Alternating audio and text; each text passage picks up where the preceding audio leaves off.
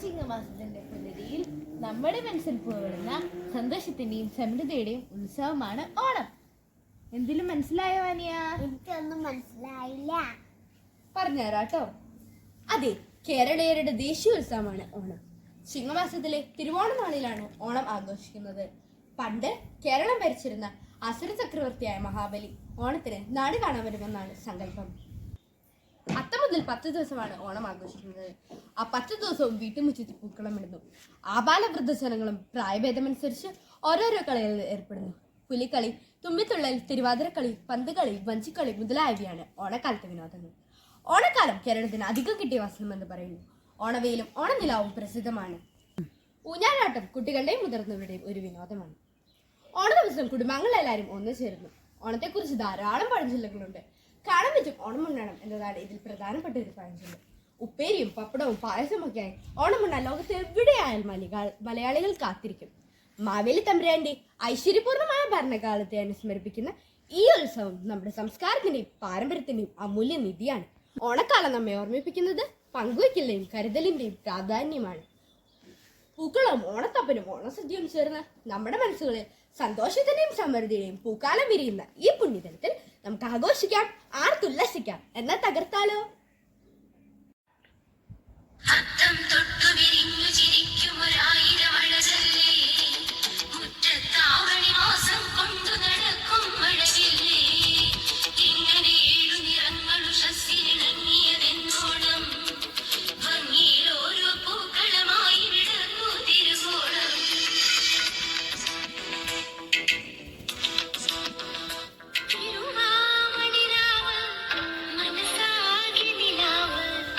മലയാള